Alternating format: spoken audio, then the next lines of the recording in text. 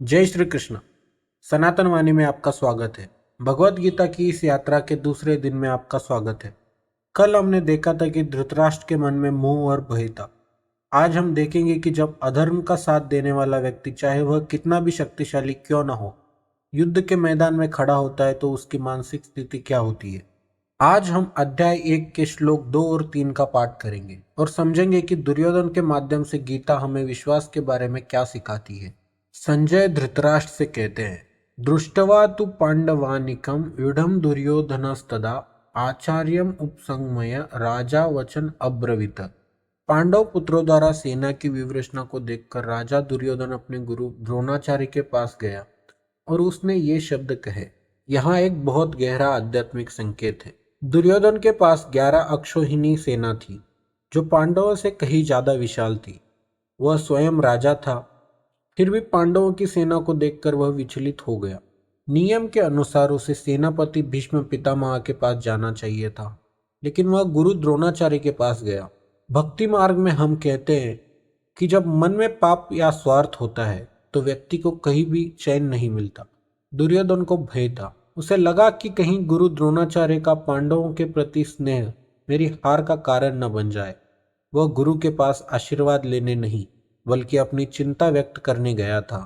यह एक अशांत मन की निशानी है। अब दुर्योधन ने जो कहा उसे ध्यान से सुनिए। ये श्लोक हमें बताता है कि स्वार्थी व्यक्ति अपने गुरु को भी किस नजर से देखता है। पच्छेत पांडुपुत्रानम आचार्य महति चमु विढ़ा द्रुपदपुत्रेण तव शिष्येन धीमता।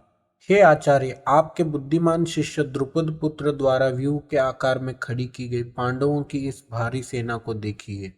दुर्योधन यहाँ द्रोणाचार्य को उनकी एक पुरानी घटना याद दिला रहा है। पांडवों की सेना का सेनापति धृष्टद्युम्न था, जो राजा द्रुपद का पुत्र था। यह वही धृष्टद्युम्न था जिसका जन्म ही द्रोणाचार्य के वध के लिए हुआ था। यह जानते हुए भी द्रोणाचार्य ने एक उदार गुरु की तरह उसे युद्ध विद्या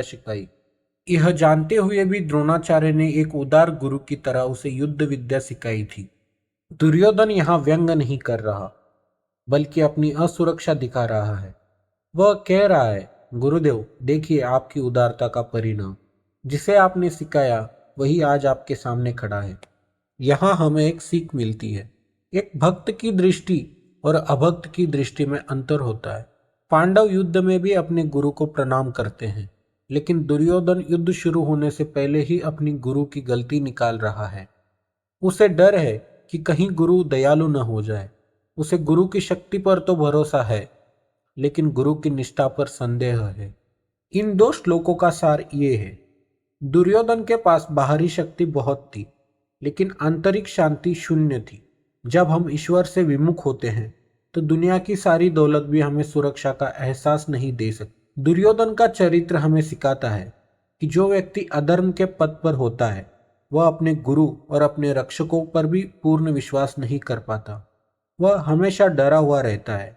वहीं दूसरी ओर अर्जुन और पांडव शांत हैं, क्योंकि उन्हें पता है कि जहाँ धर्म है और जहाँ श्री कृष्ण है वहाँ भय का कोई स्थान नहीं है। दुर्योधन की यह बातचीत आगे भी जारी रहेगी। अगले वीडियो में हम देखेंगे कि अपनी घबराहट को छुपाने के लिए दुर्योधन कैसे अपनी सेना की बढ़ाई करता है। अगले वीडियो के लिए हमारे साथ जुड़े रहें। सब्सक्राइब करें, कमेंट में लिखें जय श्री कृष्ण।